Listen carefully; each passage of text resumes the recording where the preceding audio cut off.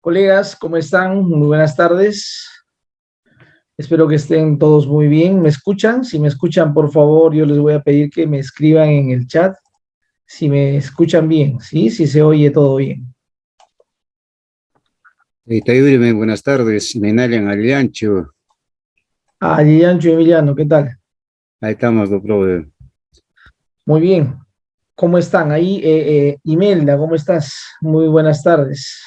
¿Qué tal? Buenas tardes, bien, gracias, todo bien y se le oye muy bien. Excelente, muy bien, que se oiga muy bien. Bueno, el día de hoy vamos a desarrollar una clase un poco para analizar de cómo se viene desarrollando la educación intercultural bilingüe en el país. Hemos traído el día de hoy cifras, bastantes cifras. Espero que no nos preocupe el tema de las cifras, no nos decepcione también el tema de las cifras, pero tenemos que la clase de hoy analizar bastante a partir de las cifras. Todavía seguimos en el segundo módulo donde estamos abordando un poco la naturaleza de la EIB. Parte de esa naturaleza implica justamente analizar el tema de cómo estamos avanzando en la educación intercultural bilingüe en el país, ¿no? Y esto tiene que ver mucho con la política de EIB, porque vamos a ir abordando también el tema de la política EIB.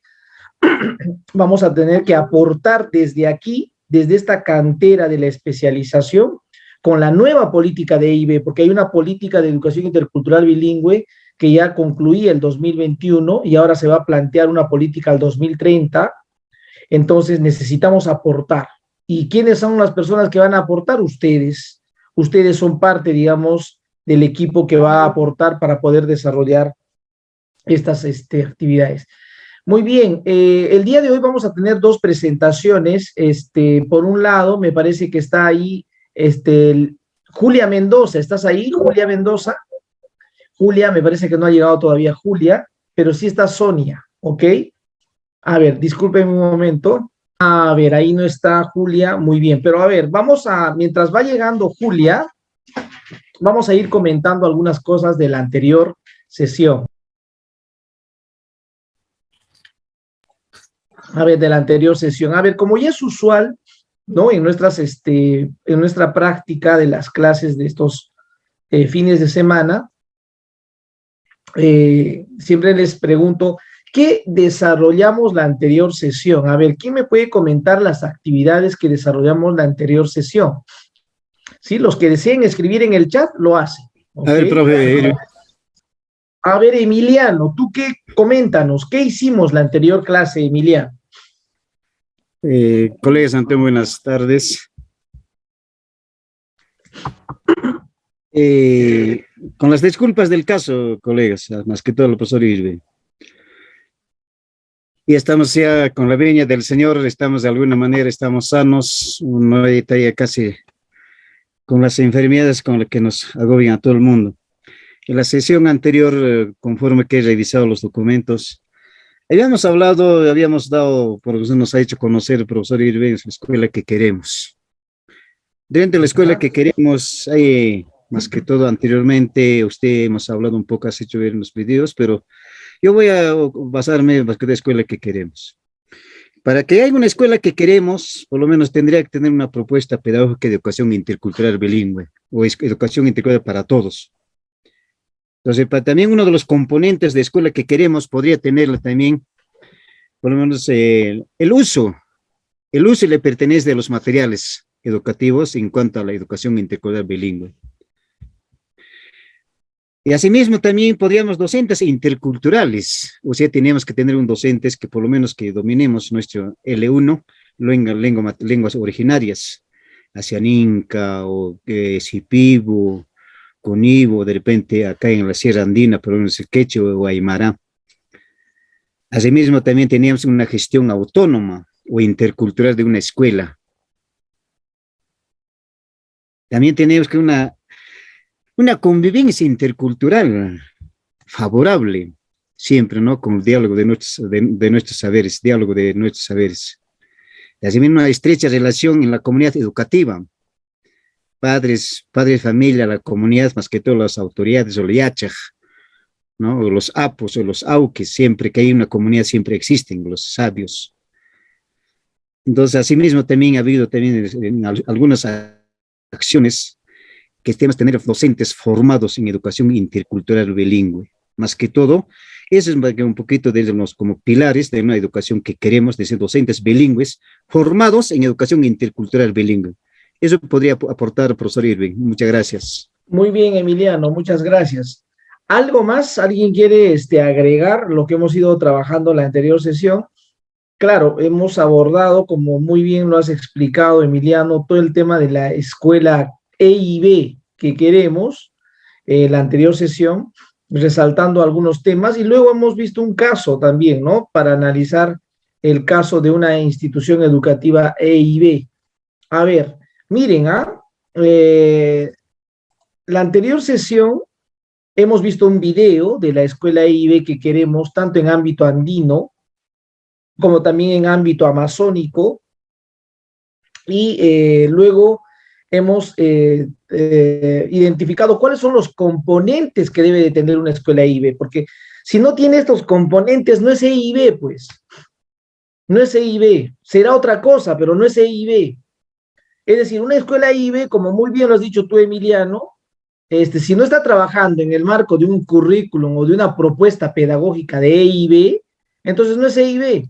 ¿Me entiendes? No es EIB. Si no utiliza los materiales educativos en la lengua originaria y en castellano, tampoco es EIB. Si no tiene el docente que hable la lengua originaria de los estudiantes, no es EIB, pues. ¿Sí? Entonces, digamos, estos son los tres componentes mínimos y básicos que debe de tener una institución educativa. EIB, la propuesta curricular, los materiales y los docentes. ¿Sí? Y hay otros componentes claves, como es la convivencia, la estrecha relación con la familia y la comunidad y la gestión autónoma, que también son otros componentes claves. Sin embargo, hay componentes mínimos, ¿ok? Que toda institución debe de tener. La anterior sesión, yo les había pedido que participemos de un juego de roles, ¿sí? Un juego de roles donde habíamos cuestionado, digamos, una institución educativa, EIB, el rol de cada uno de los actores. Y voy a nuevamente recuperar porque hay preguntas que yo había planteado que tenían que subir al Padlet. Ahorita vamos a revisar el Padlet. ¿Qué decía la directora? La directora de la institución educativa de la red decía, está preocupada por poder mostrar una mejora del rendimiento de los estudiantes. Esa es la directora. El docente de la institución educativa EIB, considera que todo el proceso de acompañamiento en la implementación de la política EIB representa más trabajo. O sea, el profesor siente que le dan más trabajo y sin ningún beneficio personal. El profesor está cuestionando, digamos, la implementación y no se beneficia a él, ni siquiera de manera académica a los estudiantes. En el caso de los estudiantes dice que no es lo que decidan el director ni los docentes, ni siquiera los padres, sino lo que los estudiantes necesitan para aprender con las mismas oportunidades que el resto. Los estudiantes también han expresado acá que quieren aprender, pero con las mismas oportunidades de los demás. ¿Qué dijo el especialista de EIB? Que está preocupado el especialista de EIB por el cumplimiento de la normativa y quiere evitar problemas y conflictos. Y el padre de familia considera que el Minedo ha engañado porque prometió infraestructura y nada se ha construido. Y una madre de familia planteó que desea que sus hijos tengan mayores y mejores oportunidades de superarse, ¿no? Y frente a esas preguntas, frente a estos comentarios y en ese juego de roles que ustedes participaron, se propuso tres preguntas. Uno, si deseas explicar una de las causas principales de los bajos logros de aprendizaje, ¿qué les dirías a todos los convocados en la reunión? Otro, ¿qué respuesta adecuada darías a los docentes de la institución educativa para motivar su práctica? Y luego, tomando en consideración el planteamiento del estudiante, ¿cuál sería tu argumento si deseas convencer a los papás, ¿no?, sobre la necesidad de seguir implementando la EIB? Entonces, frente a eso, a ver, voy a chequear, ¿no? Porque en realidad ustedes tenían que hacer una presentación en el Padlet. Mira, voy a chequear aquí preguntas, juego de roles, a ver. Miren, solo han presentado 2 personas sus tareas, Emiliano y Henry Candia, ¿no? Ahí están. ¿Se logra ver, no es cierto, mi presentación? ¿Logran ver el Padlet? A ver, me escuchan, ¿verdad? ¿Se logra ver el Padlet, colegas? Sí, sí, sí se ve, profe. Sí se ve. A ver, excelente. A ver, voy a ver, ¿qué nos dice? A ver, Henry. A ver, ¿qué respondió Henry? Claro, está muy chiquito. La idea es que ustedes cuando tengan su propio, lo abran en su máquina, lo van a chequear. Miren, ¿no? Es que si deseas explicar, dice, una de las causas principales de los bajos logros, ¿qué les dirías, no? A ver, acá, por ejemplo, dice Henry, responde, ¿no? Los bajos logros de aprendizaje son una consecuencia de múltiples factores. Muy bien, Henry, es multifactorial, ¿sí? En esta situación somos los docentes parte visible del problema, claro. En consecuencia, tenemos un reto enorme por delante, el de aplicar la política de E y B. Excelente. Claro, si le planteas así, que son múltiples factores y nosotros como docentes somos parte del problema, me parece bien, Henry, lo que dices. Un factor importante de estas instituciones donde se habla de la lengua originaria, que no estamos utilizando, la lengua de los estudiantes, por desarrollar las competencias en ellos. En adelante fijemos metas y hagamos un diagnóstico de impacto que pueda generar y desarrollar actividades con los estudiantes utilizando su propia lengua en un primer momento. Me parece bien. Y a ver, y respecto, a ver, vamos a retroceder a ver qué dice Emiliano respecto a otra pregunta. A ver acá. A ver, dice, tomando, a ver, ¿qué respuesta adecuada darías a la docente de la institución? A ver, ¿qué dice Emiliano? Las prácticas pedagógicas son las variadas acciones que el docente ejecuta para permitir el proceso de formación integral del estudiante. El docente debe ejecutar acciones tales como enseñar, comunicar, socializar, experiencias, reflexionar desde la cotidianidad y evaluar los procesos cognitivos. Ah, está bien, pero hay que, digamos, ir Emiliano, recomendando, ¿no es cierto?, a la docente, ¿no? Cómo podría mejorar su práctica, ¿no? De repente a nivel de las estrategias, de repente el tratamiento de lenguas, de la lengua 1, de la lengua 2, los escenarios lingüísticos que hay en el aula, que tienen que ir identificando y a partir de los escenarios trabajar con los materiales educativos. Hay varias cosas que nosotros hemos podido ahí, digamos, ir incorporando. Me parece bien, Emiliano y Henry, que estén cumpliendo, digamos, ustedes con estas actividades. Los demás también tenemos que hacer lo propio, ¿ok? Lo propio tenemos que hacer, porque es, digamos, parte de la responsabilidad que tenemos en nuestra práctica como estudiantes de esta especialización, ¿sí? Va a estar abierto el Padlet, entonces, si no estamos enviando al Padlet nuestras actividades, lo podemos hacer el día de hoy o mañana. Tratemos por favor, a actualizarnos en subir nuestras actividades. Muy bien.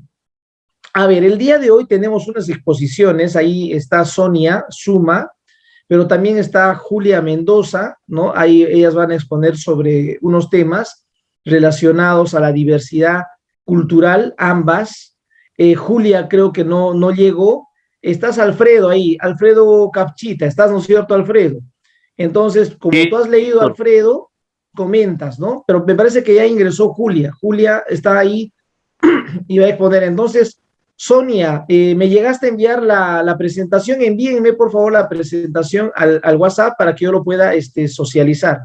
Sonia. Ajá. Sí, maestro, buenas noches. Sí, le envié muy bien. WhatsApp. Sí, ya lo acabo de ver.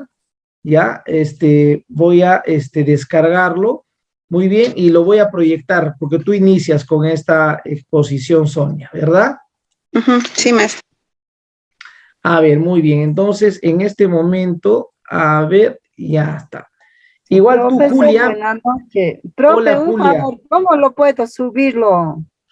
Julia, tú envíame al WhatsApp envíame, Julia, ¿ok? Ya está bien. Y yo lo voy a proyectar. Entonces, al grupo, pues, del WhatsApp, Julia, así es. Al grupo del WhatsApp. Gracias. Muy bien, entonces, en este momento voy a compartir la presentación. A ver,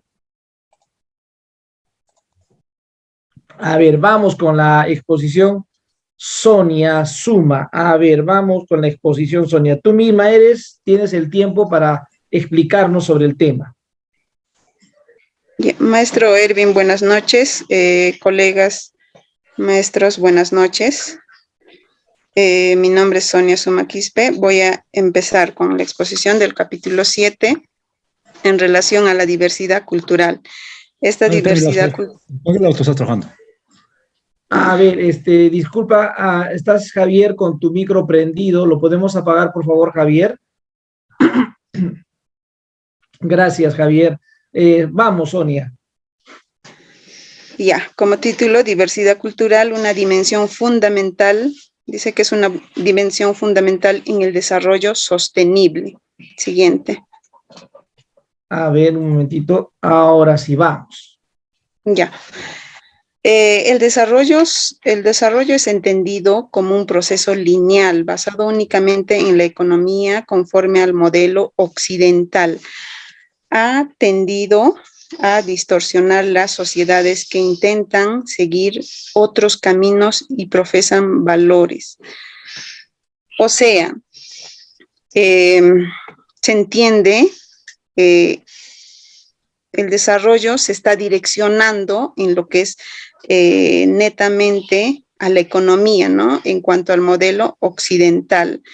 Ya que hay otras sociedades que toman otros caminos, pero son opacados, ¿no? Lo que el modelo occidental toma como desarrollo es referente a la economía. Ahora, una manera de abordar el desarrollo que tenga en cuenta las diferencias culturales es fundamental para afrontar todo el nexo del problema económicos, sociales y ambientales que se plantean al conjunto del planeta. O sea, se tiene que abordar diferentes problemas, como el aspecto económico, social y ambientales, y también se debe tomar, ¿no?, lo cultural como fundamental para tener un desarrollo mejor en el planeta.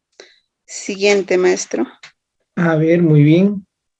La perspectiva cultural del desarrollo. Una visión que sigue prevaleciendo en el mundo industrializado es la que postula una relación entre cultura y subdesarrollo. Entonces, ¿qué nos está diciendo? La relación entre cultura y subdesarrollo. ¿Qué es eso? Que todos los países que respetan la cultura son subdesarrollados, ¿no? Y los países que son desarrollados no están respetando lo que es la cultura. Ahora, en otras palabras, entre los resultados económicos y los valores culturales occidentales, los que respetan las culturas, somos subdesarrollados. Al no tener en cuenta la diversidad cultural, las estrategias de desarrollo corren el riesgo de perpetuar o agravar las diferencias que se supone deben remediar. Ahora, para lograr este desarrollo sostenible que tanto queremos, dice, es esencial tomar en consideración factores sociales, el contexto también cultural, que es importante, así como la participación de toda la ciudadanía, ¿no? En cuanto a la preparación y ejecución de los proyectos para el respeto y la mejora en el desarrollo sostenible. Siguiente. Percepción de la pobreza y su erradicación. A menudo la forma en que se percibe a los pobres o en que estos se perciben a sí mismos los relega a situaciones de inferioridad que constituyen un obstáculo importante en su autonomía. Aquellas personas que se consideran pobres nunca van a ser autónomos. ¿Por qué? Van a querer seguir siendo apoyados, van a querer, tienen la necesidad de que alguien les apoye, entonces no van a tener esa autonomía de liberarse y de ser y de salir, ¿no?, de esa pobreza. No obstante, bueno, para erradicar esta pobreza, dice, tenemos que seguir algunos aspectos. Uno, si se examina los mecanismos internos de la pobreza, y se asume el compromiso explícito de erradicarla basándose en los derechos humanos. Se puede llegar a soluciones que pueden encontrar de por sí solas a la forma de salir de esa miseria. O sea, tiene que examinarse la pobreza, cómo se está dando, desde dónde está naciendo, por qué no se puede cortar esa cadena de la pobreza. Siguiente, los enfoques integrales que incorporan estrategias culturales y el compromiso con los derechos humanos contribuyen en gran medida al fortalecimiento de la autonomía y a la creación de capacidades. El núcleo central de un planteamiento basado en la diversidad cultural reside en la idea de que las culturas son trayectorias hacia el futuro. Entonces, se tiene que tomar en cuenta, ¿no?, la diversidad cultural, ya que muchas personas se sienten con baja autoestima o menospreciados por el hecho mismo de que son de repente de otra raza o de repente de culturas indígenas. Entonces, eso mismo de repente hace que ellos mismos puedan sentirse menos que los demás. Entonces, es importante, dice, tomar con mucha importancia y como núcleo central la diversidad cultural. También se trata, pues, de liberar la capacidad de tener aspiraciones y permitir que las personas y los grupos sean los protagonistas de su propio desarrollo. Entonces, dice, en esta parte se tiene que hacer que las personas, ayudar a las personas, ¿no? A liberar, ¿qué cosa? Esa capacidad de que tengan aspiraciones para mejorar y para salir de esa pobreza y para tener su autonomía. Gracias. A ver, la diversidad cultural y la sostenibilidad ambiental, nos dice, aunque a veces se subestime la función de la diversidad cultural para afrontar los actuales retos ecológicos y asegurar la sostenibilidad ambiental es importante, ya sea en temas relacionados con la erosión, la biodiversidad, como es las cuestiones relativas al cambio climático. En este sentido, se ha subestimado bastante, ¿no?, a la diversidad cultural. Dice que pueda ayudar, lo consideran como algo que no puede ayudar, ¿no?, a los problemas o a la problemática actual que se está dando, como los cambios climáticos, la biodiversidad, y hay muchos problemas ecológicos que se está dando y que no toman de importancia a la diversidad cultural para afrontar esos problemas. Las expresiones y prácticas culturales suelen estar estrechamente vinculadas con las condiciones ambientales. Las repercusiones de los cambios ambientales de gran escala en la biodiversidad serán inevitablemente considerables. Entre las posibles consecuencias, cabe mencionar los desplazamientos masivos de la población, que atenta de forma grave contra la continuidad y la diversidad y las diversidades culturales.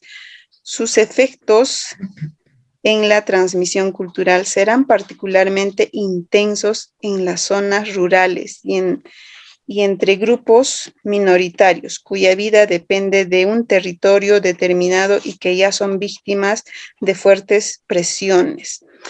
En esta parte nos dice, ¿no?, expresiones, dice que con estos cambios que se está dando, ¿no?, con los fuertes cambios que estamos evidenciando, dice que la gente va a empezar a ir, ¿no?, de lugares como las capitales, van a ir por la presión, van a ir a los pueblos o de repente hay culturas pequeñas y ellos van, los que están en las capitales, por la presión van a llegar llevando nuevas culturas, sus conocimientos, ¿no? Sus costumbres, y van a causar de repente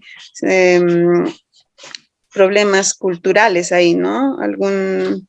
Muchos los mismos pobladores van a rechazar de repente hasta su propia cultura, sus costumbres, porque hay muchos que están llegando de diferentes lugares. Siguiente.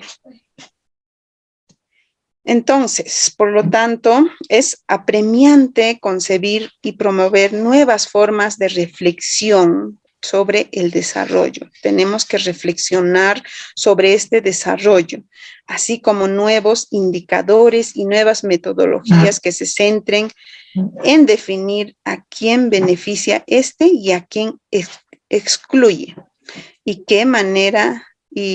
de qué manera afecta a la condición humana y al tejido social en el que surge. Eso sería todo. Gracias, maestro. Gracias, compañero. A ver, Sonia, mira, el tema que tú acabas de exponer es importante, es clave, realidad, para poder también ir discutiendo sobre lo que el día de hoy vamos a trabajar, ¿no? He traído bastantes cifras y tiene que ver mucho con lo que tú también acabas de mencionar.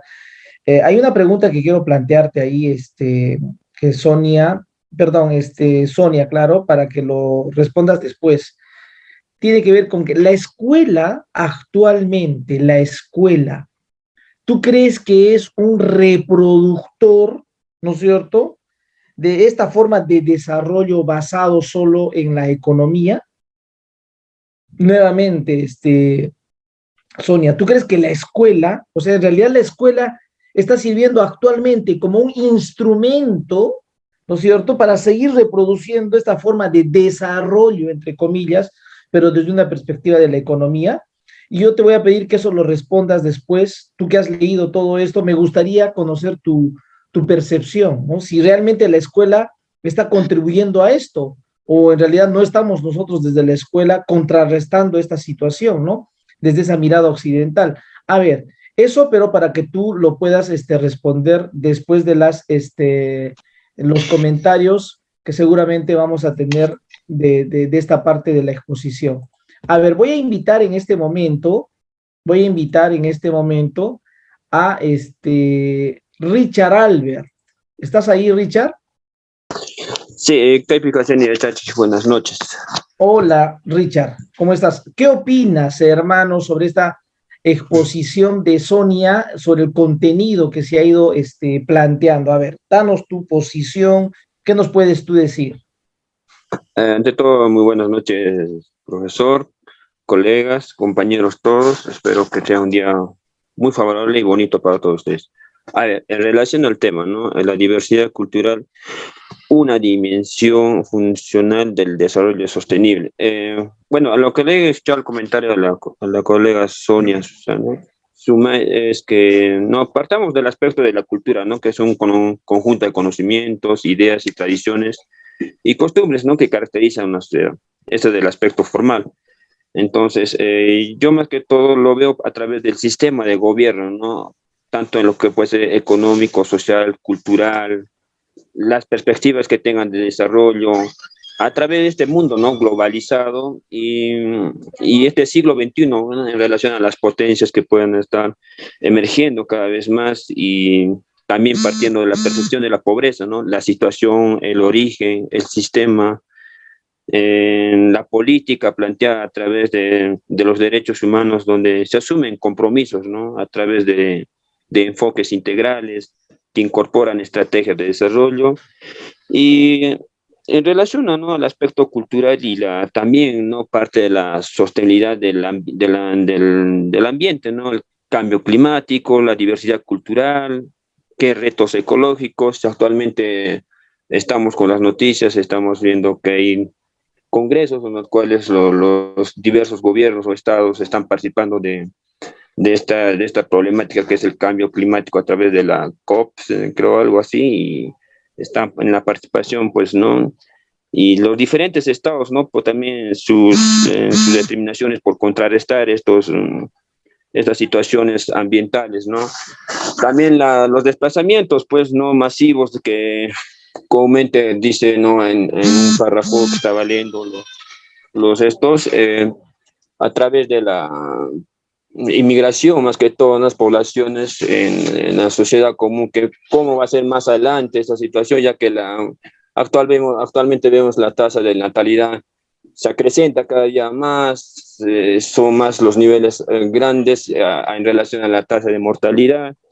O sea, esos incrementos son preocupantes, ¿no? Y yo lo veo desde el ambiente, desde el sistema, ¿no? El sistema de gobierno, el cual está rigiendo y tanto en nuestra sociedad como en las demás, pues, ¿no? Y partiendo también de la inserción de las culturas, pues, a través de este aspecto, y más aún en la realidad que es, ¿no? Del colegio, el Estado, los alumnos, ¿no? Cómo nosotros, a través de la educación intercultural, cultural bilingüe, nosotros participamos, pues, en esos aspectos, pero más que todo se basa, creo, en la información que no podemos tener, ¿no? Esa Muy sería bien, mi participación. Richard, pero a ver, ahí nomás quiero preguntarte, ¿tú crees que existe percepciones de la pobreza actualmente? Actualmente ya no existen percepciones de pobreza. Yo creo que más que todo ya existen aspectos determinativos que en cada sociedad existe un determinado tipo de pobreza, no así sea mínimo o pequeño, pues ya está instaurado, está determinado, pues, en cada sociedad.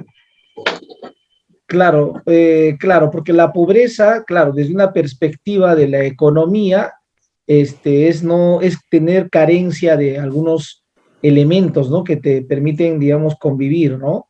Como por ejemplo, no tienes ropa, no tienes celular, no tienes no sé, pues es ese tipo de situaciones, pero realmente las personas de los ámbitos rurales, de las poblaciones indígenas, ¿realmente serán pobres? ¿Qué dices tú, Richard? A mi perspectiva, para ser sincero, trabajo en un ambiente rural y no veo un sistema de pobreza. ¿Será uno pobre en el aspecto de falta de información, o sea, falta de aspectos de cómo es la tecnología que no llegue, cosas así? Porque el hombre, mientras tenga la chacra, siempre va a tener de dónde poder comer, dónde sostenerse, y aparte de eso, creo que ellos viven en su realidad, pero no se consideran también así pobres. Yo también no los veo de esa manera pobres. Excelente, en realidad eso es lo que justamente quería contigo ver, porque claro, esa es una percepción que tienen las personas que creen, ¿no es cierto?, que la pobreza se mide por factores económicos, ¿no es cierto? Y eso se llama pobreza mental, pues, ¿no? A la famosa pobreza mental. Pero eso se sigue sembrando, ¿no? En la educación. A ver, vamos a seguir conversando sobre eso. Sonia, tenías ahí una respuesta a la pregunta. Yo te había planteado ahí si la escuela reproduce esta forma de desarrollo basado solo en la economía. ¿Cuál es tu opinión, Sonia? ¿Estás ahí, Sonia? Sí, maestro, bueno, aquí estoy. Sí, con respecto a si la escuela está contribuyendo solo en esto, es decir, que sí, yo creo que en gran manera sí, porque como país subdesarrollado estamos siguiendo, ¿no? El lineamiento en cuanto a ver, ¿no? El desarrollo sostenible como economía nomás. Entonces, en cuanto a la educación, también se está, de alguna manera, algunas instituciones cambian, ¿no? Esto y están poniendo en interés lo que es la diversidad cultural, se está poniendo importancia a lo que son las culturas, pero no se está notando aún todavía, sí se está eh, poniendo en, de interés, ¿no? Se está dando importancia a lo que es la diversidad cultural, a la cultura, a las costumbres, a todo eso, pero yo creo que estamos yendo poco a poco. Entonces, como país occidental estamos siguiendo todavía, ¿no? Eso de ver la economía principalmente, ¿no? Todos, hasta los estudiantes y los profesionales, estamos más que todo, ¿no? Trabajando siempre por la economía, ¿no? Por mejorar nuestra economía. Entonces, poco a poco la escuela está centrando el interés en cuanto al desarrollo, a la diversidad cultural y a la cultura, pero se está dando, yo creo que de una forma lenta. Muy bien. Sonia, me parece bien, digamos, los comentarios que también hacen ustedes. Lo que sucede es que existe lo que se denomina el colonialismo del saber, ¿no? Existe un saber hegemónico, ¿no? El único saber, el saber científico, el saber que te implantan las grandes economías. Lo único que debemos de saber, y eso se reproduce, ¿no? En la escuela, en todas las escuelas del mundo, y definitivamente creemos que ese es el modelo que realmente nosotros deberíamos instaurar en los países, por un colonialismo del saber, del conocimiento. Entonces, frente a eso, ¿qué dice la EIB? Que nosotros tenemos que trabajar en el diálogo de los saberes, el diálogo de los saberes.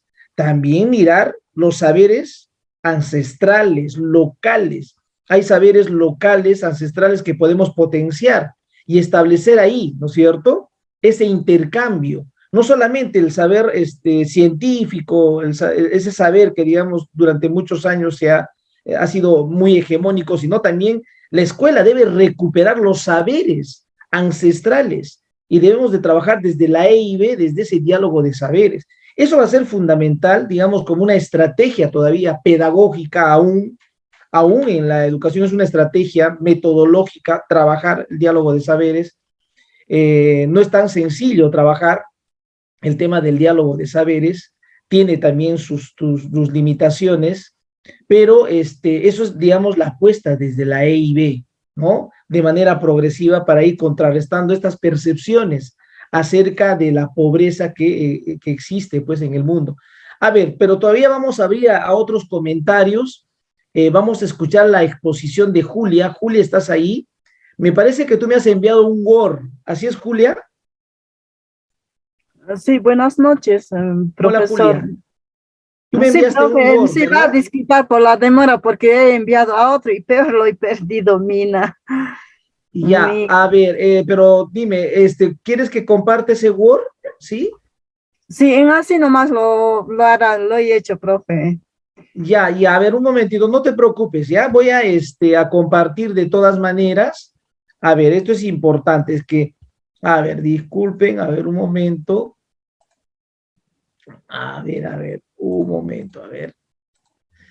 Aquí está, a ver, hay un Word ahí. Muy bien. ¿Logras ver el documento? A ver, vamos, con la explicación. Estamos ahí con el tiempo. Ya, buenas noches, profesor, colegas todos, muy buenas noches con todos los presentes. Aquí lo que me ha tocado es la diversidad cultural de los derechos humanos y la gobernanza democrática. En esta diversidad cultural y su colorario, el diálogo intercultural son las vías hacia la consolidación de un paz basada sobre la unidad de la diversidad. Una plena comprensión de la diversidad cultural contribuye al ejercicio efectivo de los derechos humanos y a una mayor cohesión y la gobernanza democrática. La diversidad cultural y los derechos reconocidos universalmente. Quienes consideran la diversidad cultural como sinónimo de relativismo y por lo tanto es un derecho de los principios universales o de la inversa, quienes considera que le aplica a los derechos humanos universales contribuye una imposición a los valores y a la creatividad tradicionales. Se equivocan al suponer que la diversidad cultural y los derechos humanos universales se incluyen mutuamente. Los derechos humanos Se emanan, excluyen, dice, ¿no? sí, se excluyen mutuamente. Los derechos humanos emanan del tejido mismo, culturales, como lo reconocen las naciones cuando suscriben los instrumentos jurídicos. Un poquito no lo veo, profe, de lo que la pantalla de eso me está tapándome. De esos derechos se debe a la perspectiva de la diversidad cultural y el diálogo intercultural, fuerzas impulsoras esenciales para fortalecer el consenso sobre los fundamentos de los derechos humanos. El reto planteado estriba, tal como se enuncia la declaración del año 1993 de la cuenta de la importancia de las particularidades nacionales y regionales, asimismo como los patrimonios históricos, culturales y religiosos, en el que al mismo los estados saber sean cuáles fueron sus sistemas políticos, económicos y culturales, de las dimensiones culturales de todos los derechos humanos. No se debe percibir como sacar la universalidad con la diversidad, sino como un medio para todos los grupos hayan suyos esos derechos. El diálogo y la comunicación son las mejores formas de incorporar con un contexto serie de normas que protejan los derechos humanos. La diversidad cultural es por un elemento vital para llegar a las personas, sin el cual la universalidad de los derechos corre el riesgo de quedarse en algo abstracto. Como se ha dicho claramente, numerosos problemas de definición y oportunidad con los demás derechos humanos son difíciles de traducir en términos de derecho. Las reclamaciones colectivas formuladas en nombre de los derechos culturales de un enfoque de promoción y protección de la diversidad cultural basada en relacionado con creaciones culturales, expresiones culturales o conclusiones con las actividades materiales y espirituales de una comunidad. Además, tampoco está claramente garantizada el ejercicio de esos derechos. Por último, cabe señalar que sigue habilitando sobre las tensiones entre los derechos culturales y los derechos humanos fundamentales como... Profe, ¿me lo puede subir un favor? Ok. Ya me perdí. Ahí está bien. Ya bueno, de aquí lo continuaré. Son los demás derechos, son fósiles y de traducir en términos de derecho de reclamaciones colectivas formuladas con el nombre de derechos culturales, en un enfoque de promoción y protección de diversidad cultural como basado relacionado con creaciones culturales y expresiones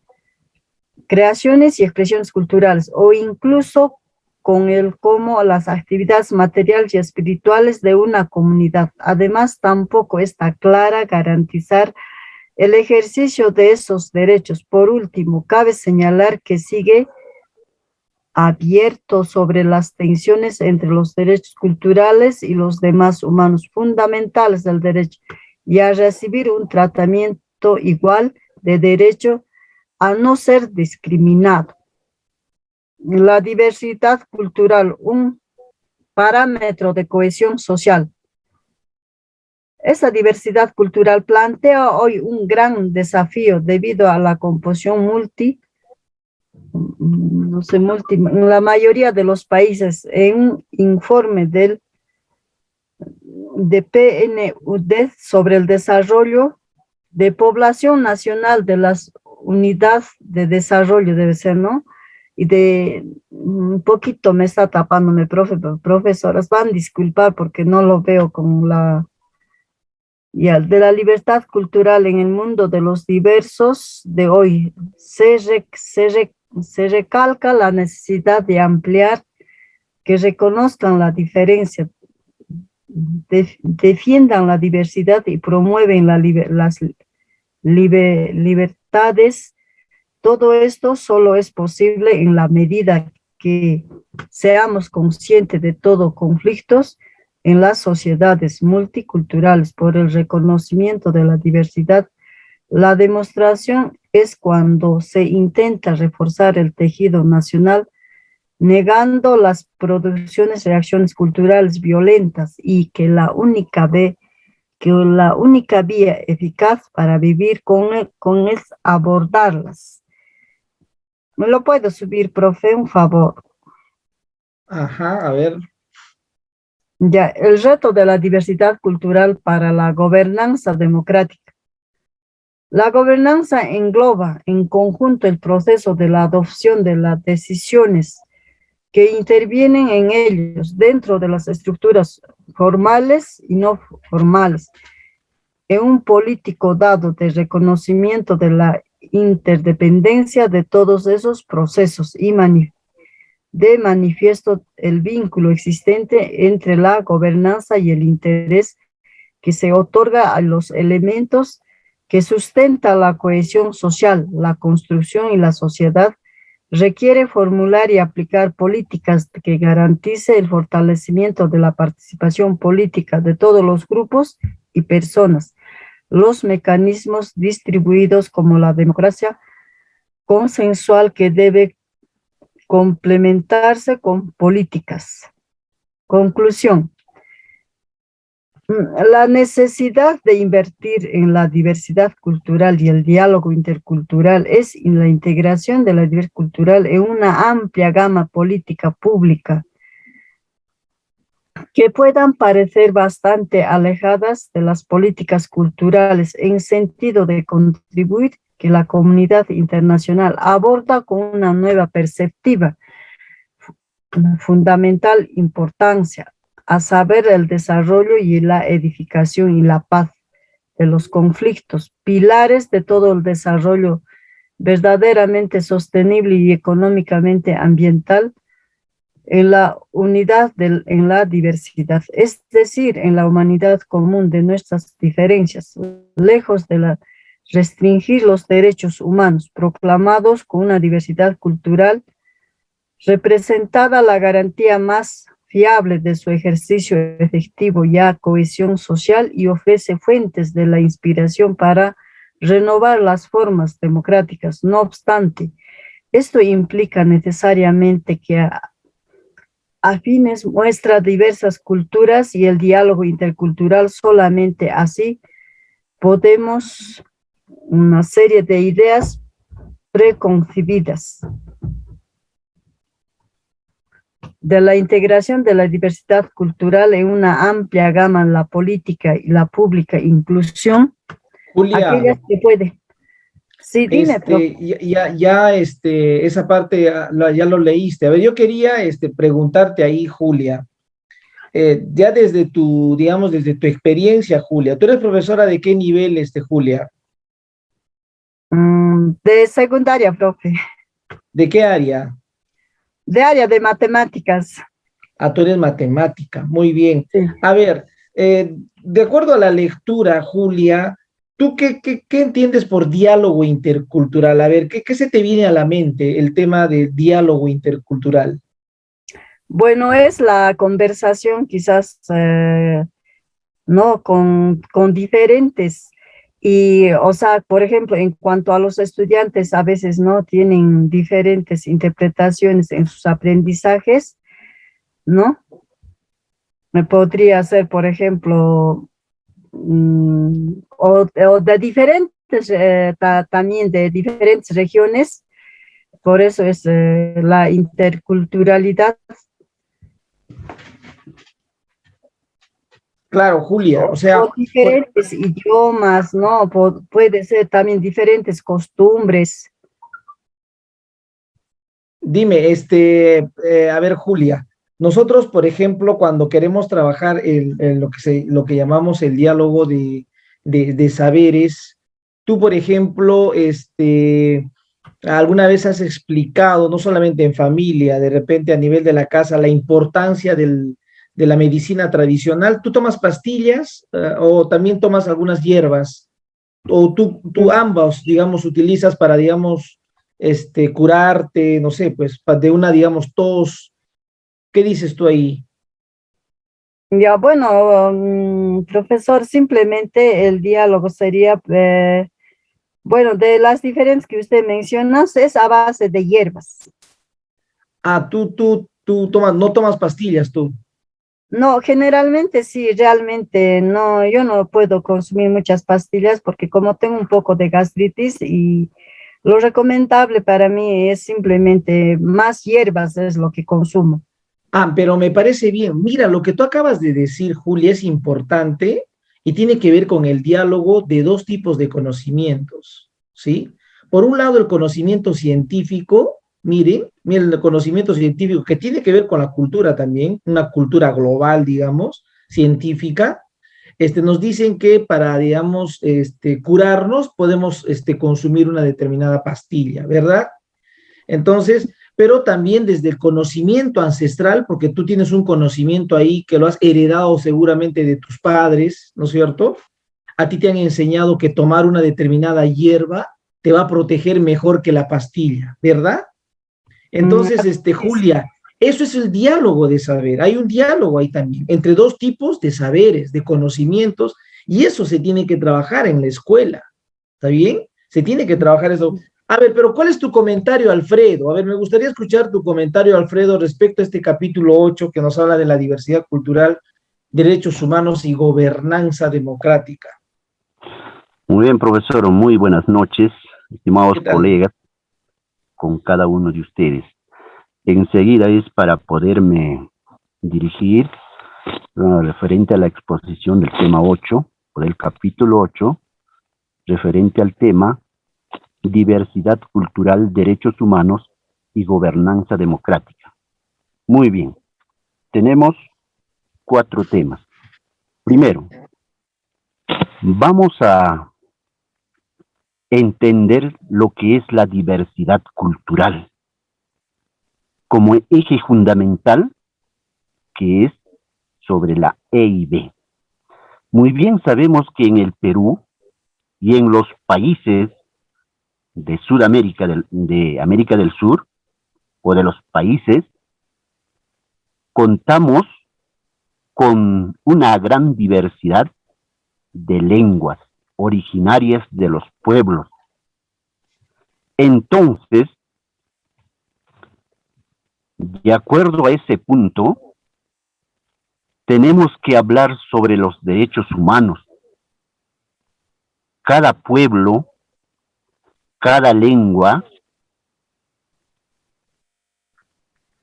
o cada persona tienen sus derechos a no ser discriminados, a no ser rechazados, etcétera. Y gobernanza democrática. ¿Qué quiere decir una gobernanza democrática de nuestros pueblos originarios, quienes practican la lengua originaria? En esto se debe de basar el respeto a su lengua originaria de cada pueblo. Eso es la gobernanza democrática. Pasamos al segundo punto. La diversidad cultural y los derechos humanos, reconocidos universalmente. Esto quiere decir que todos debemos de reconocer la lengua de cada pueblo, de cada nación, sin ninguna discriminación, universalmente, con un respeto. Pasamos al segundo punto, al siguiente punto. que se refiere al reto de la diversidad cultural. ¿Qué es el reto de la diversidad cultural y la gobernanza democrática? El reto es cultivar en cada uno de nuestros pueblos o países nuestra propia lengua, sin dejar de destruir o de permitir otras lenguas. ¿Para qué? Para empobrecer nuestra cultura. Ese es el reto. Y la gobernanza democrática debemos de igual manera compartir, entender, respetar las lenguas originarias de cada pueblo y de manera algo sostenible para que sea en la enseñanza y aprendizaje de nuestros estudiantes. Y por último, tenemos como conclusiones. Quiere decir en una esencia pura, desarrollar la paz,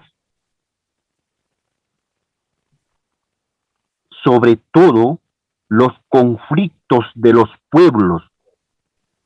Por ejemplo, hemos visto en la casa del pueblo donde se dictan las leyes del Estado, ¿qué ha pasado? Prácticamente no hay una paz democrática sobre una lengua originaria de expresión dentro del Congreso de nuestros conciudadanos de los pueblos oriundos. Prácticamente hay una gran discriminación, y para todo esto, ¿qué debemos de buscar como nación? Que el gobierno nos debe de garantizar una educación que debe ser incluido en un programa nacional, que se debe de practicar nuestra lengua originaria sin discriminación. Entonces, para ello, nuestro gobierno debe de tomar una política de educación de la EIB en todos los centros educativos a nivel nacional. Ese es cuanto puedo dar a conocer en resumen a lo leído de mi colega Julia, profesor. Bien, bien. A ver, Alfredo.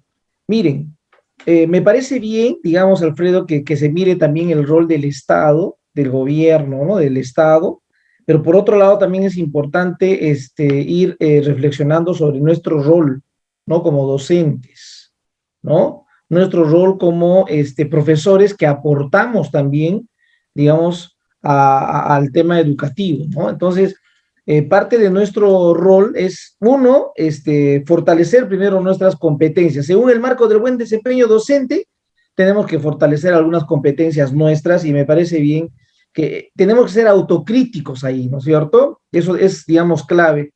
Ahora, desde la lectura que nos habla de la diversidad, nos vamos a quedar con lo siguiente. Miren, un poco también hablando ahí a lo que decía Julia y Alfredo, la diversidad cultural, ¿no? La diversidad cultural, si nosotros reconocemos la diversidad, el reconocimiento de la diversidad es muy importante y es el punto de partida para poder, digamos, ser una sociedad intercultural. El reconocimiento de la diversidad. No es fácil reconocer, mucha gente cree que la diversidad es un problema, pero en realidad no es un problema la diversidad. En la diversidad podemos unirnos, en la diversidad podemos establecer consensos, en la diversidad podemos concertar. No necesariamente tenemos que pensar de manera igualitaria, ¿sí? Podemos pensar de manera diferente, pero podemos estar unidos, ¿no? Va a haber, digamos, ahí algunos aspectos que nos van a unir, ¿no? Que nos van a hacer sentir juntos, como por ejemplo el tema de país, el fútbol que, digamos, nos une, la comida que nos une, la música que nos une, va a haber, digamos, ¿no es cierto?, algunos aspectos claves que nos va a unir. Entonces, esta lectura que nos habla de invertir en la diversidad cultural y el diálogo intercultural, toma como referencia esto, ¿no? Primero tenemos que reconocer, porque eso es parte, que somos diversos culturalmente. Tenemos que reconocer, y eso es un trabajo fundamental. No todos reconocen que somos diversos. Es más, algunos sienten que la diversidad es una dificultad, es un problema. Ese es el punto de partida para transitar, digamos, a la interculturalidad, ese reconocimiento de esa diversidad. Ahora, si tú reconoces que somos diversos culturalmente, es porque ya tienes un paradigma instalado, ¿sí? Y puede ser que sea un paradigma intercultural, o puede ser que tengas ahí un paradigma más etnocéntrico, ¿no? Donde creas que lo que tú desarrollas, lo que tú haces, lo que tú piensas es lo correcto, cuando en realidad no es así. Hay una diversidad de pensamiento, hay una diversidad de haceres, hay una diversidad de emociones. Entonces, desde la diversidad también el derecho no solo es individual, el derecho también es colectivo, ¿sí? No solo hay derechos individuales, también hay derechos colectivos, hay derechos comunales. Por eso que cuando en las comunidades, ¿no? En las comunidades, los pueblos, ahí la comunidad le pertenece ¿a quién? A todos. La comunidad es parte de todos, no le pertenece a una sola persona. Una persona no puede decir, según mis derechos, esta parcela me pertenece. No, esa parcela le pertenece a todos, es de la comunidad. Eso es parte de, digamos, de ese derecho consuetudinario, derecho, digamos, que llamamos colectivo.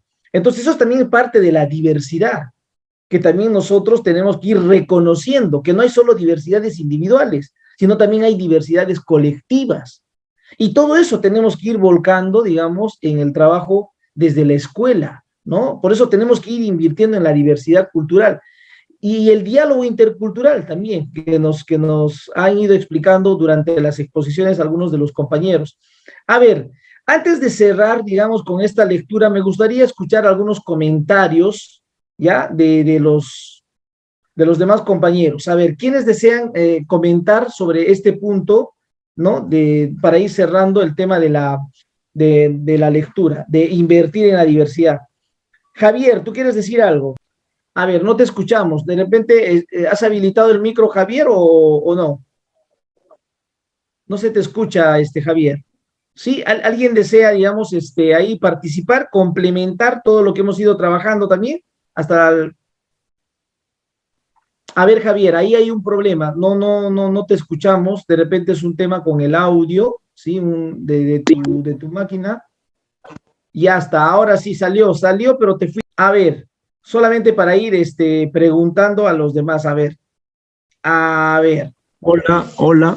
Hola, Javier, ¿qué tal? Ahora sí, se te escucha bien. Maestro Elvin, ¿me escucha? Oyarikuncho, Manacho, Guajapanaycuna, Yachach, Masicuna, y Manuel Casenti. Alinchisi, Cachun, Lipiquichis, Pa, Jojato, Marcacuita, Pachimuquichis. Alianchu, Javier. Guasimanta, Pacha.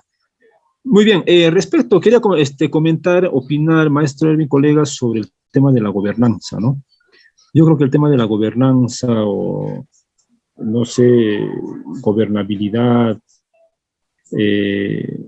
tiene que ver mucho con el tema del territorio, ¿no?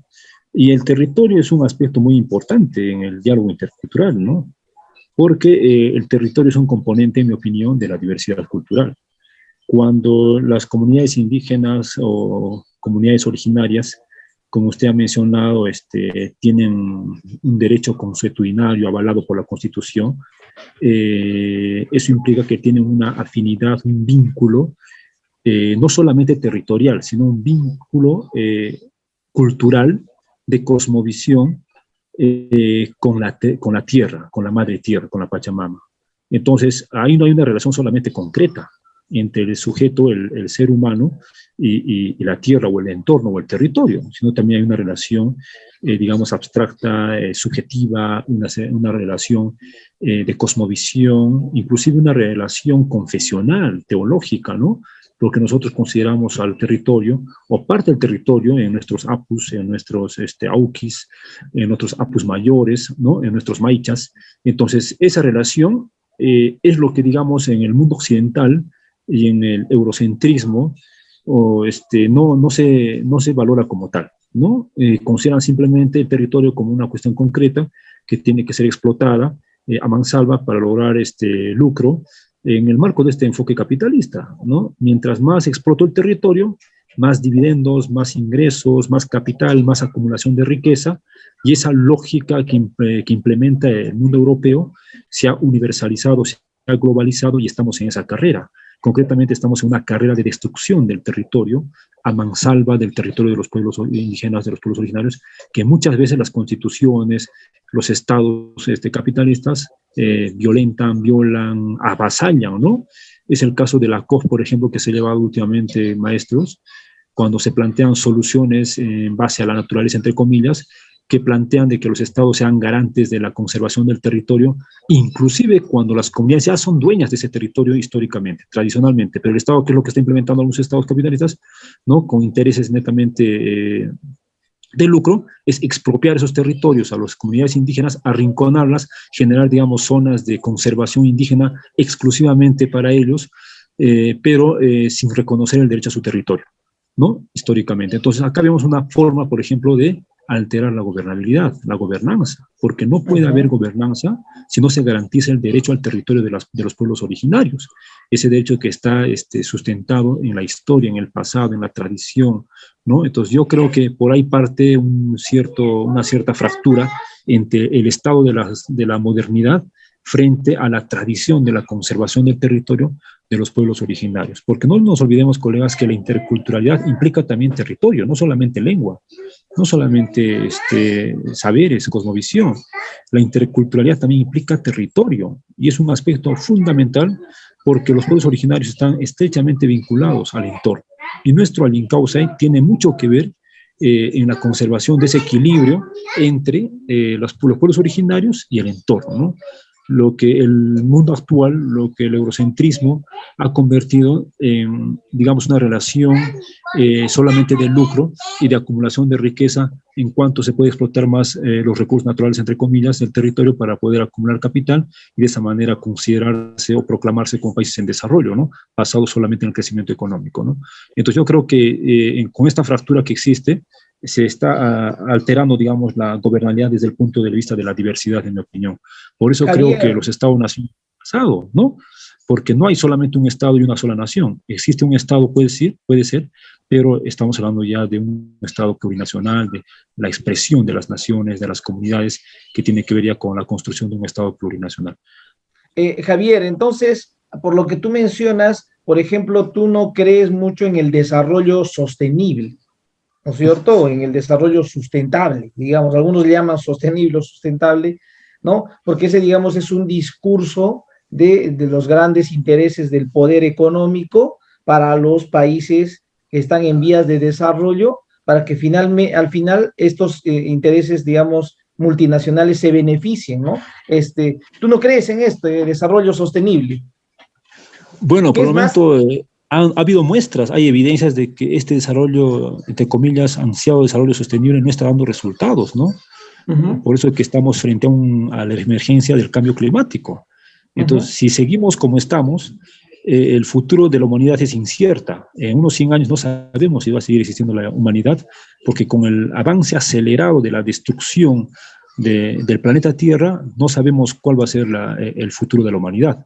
Ese desarrollo sostenible que plantea el mundo eurocéntrico no está dando resultados, no está planteándonos certidumbre para el futuro. Eso es lo que yo creo, ¿no? Y las políticas muy bien, Javier, que están en esa línea, excelente, desgraciadamente, ¿no? Muy bien, Javier, me parece interesante, siempre atinado con los comentarios, y solamente para ir complementando ahí, claro, cuando nosotros hablamos de desarrollo sostenible, el desarrollo sostenible tiene una perspectiva antropocéntrica, porque está centrado en el hombre. Es decir, el hombre, claro, para el hombre vamos a cuidar, a las futuras generaciones vamos a cuidar, ¿no es cierto?, para que se siga, digamos, explotando, ¿no? En esos términos, ¿no? El desarrollo sostenible no tiene una mirada biocéntrica, no está centrado en la vida, como lo está, digamos, el agin causa, el buen vivir, centrado en la vida, en esa armonía entre la naturaleza, el hombre y, bueno, todo lo que existe ahí, ¿no es cierto? Pero el desarrollo Maestro sostenible... Erwin, disculpe, solo un dato. Estuve leyendo una noticia que en los últimos 13 años se han deforestado 200.000 hectáreas de bosque amazónico. Así ¿no? es. Y los campeones en esto son nuestros hermanos que hacen la actividad ilegal mineral, de la minería ilegal en Madre de Dios. Ahí estamos hablando de casi 60.000 hectáreas de bosque totalmente destruido, totalmente arrasado. Entonces, es grave este estudio que se hace.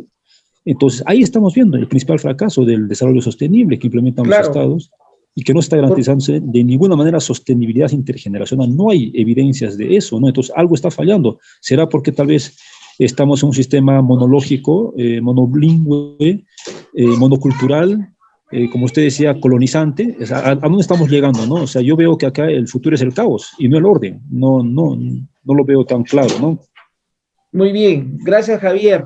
Muchas gracias. Muy bien, bueno, vamos cerrando. Miren, el tema de hoy un poco, digamos, está articulado a estas exposiciones, porque las exposiciones nos ayudan un poco también ir reflexionando a partir de las reflexiones de nuestros pares, de nuestros compañeros, los demás también aprendemos, ¿sí? De eso se trata, digamos, estas reflexiones, ¿sí? Todos tenemos que aprender progresivamente. Si tenemos ahí algunas limitaciones, progresivamente tenemos que ir aprendiendo, de eso se trata.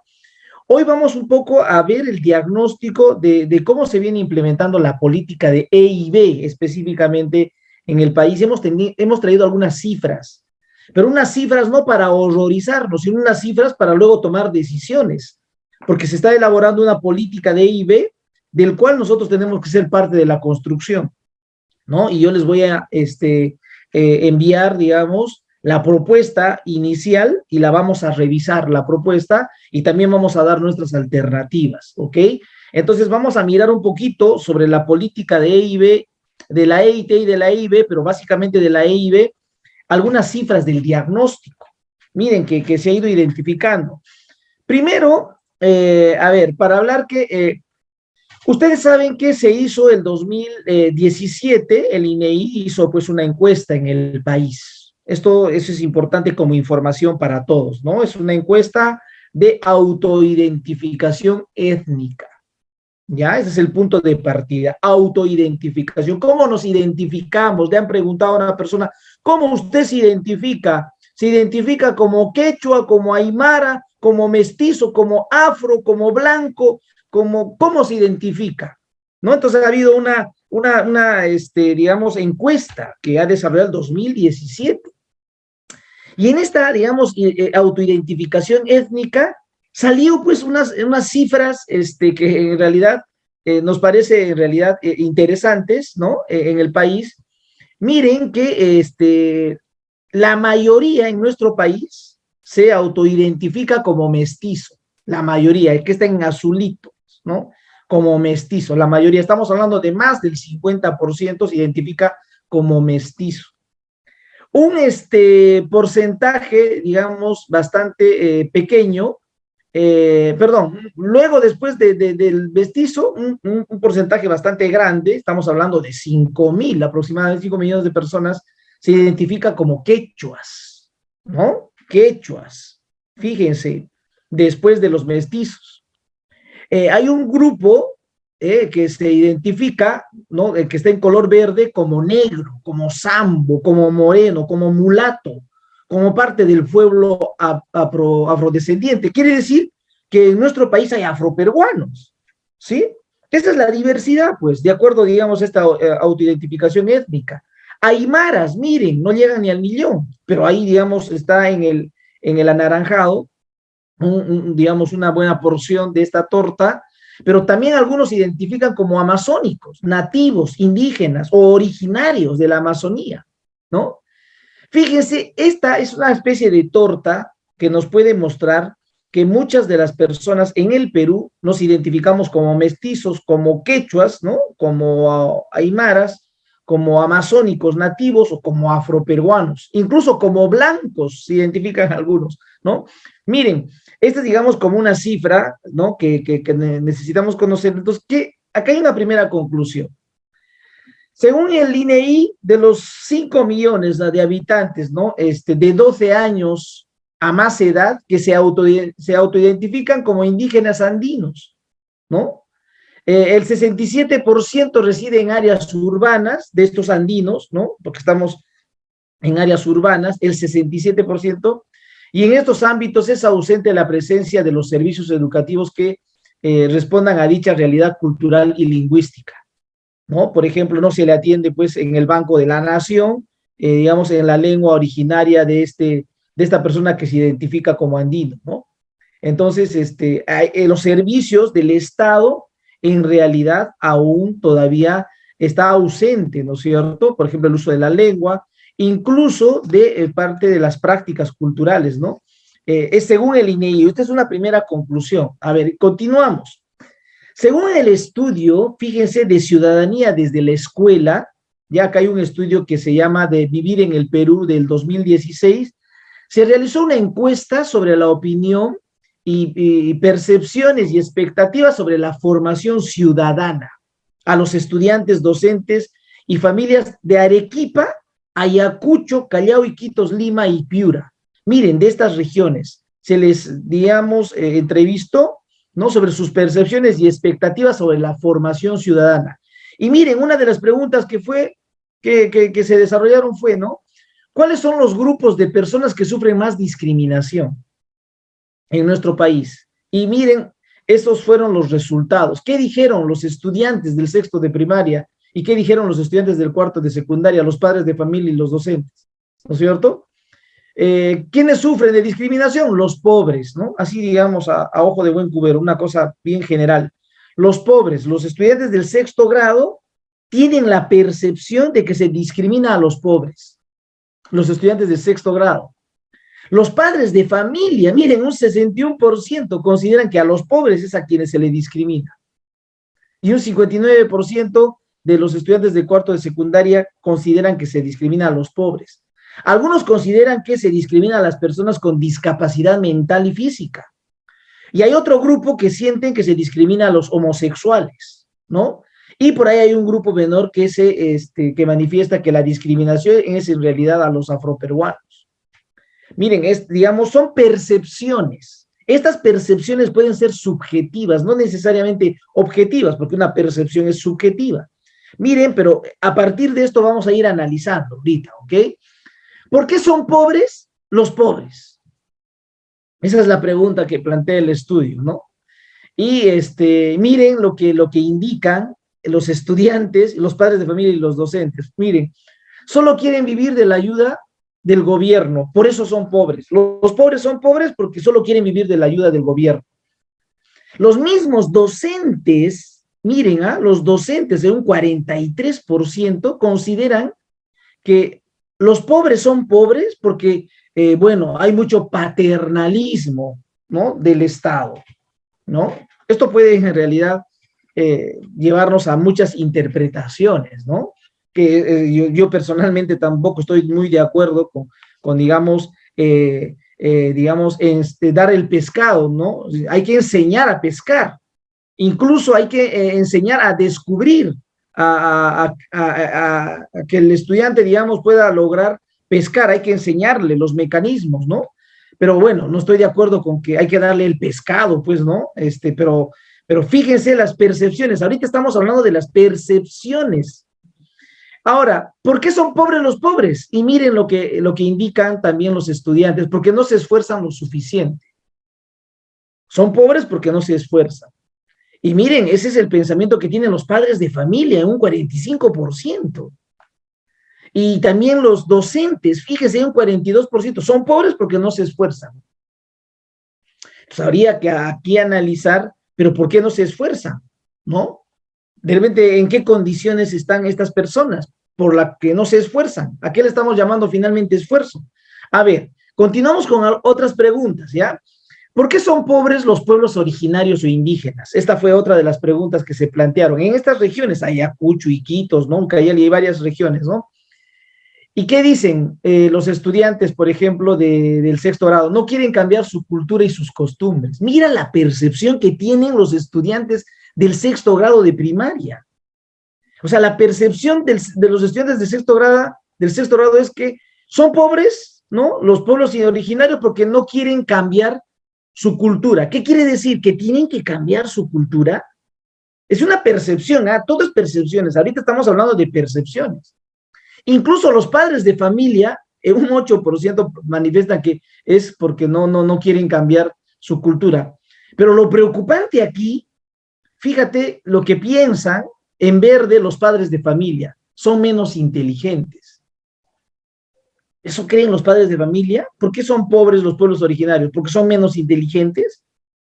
Obviamente, este tipo de respuestas no va a ayudar a que podamos promover un diálogo equitativo en condiciones de igualdad.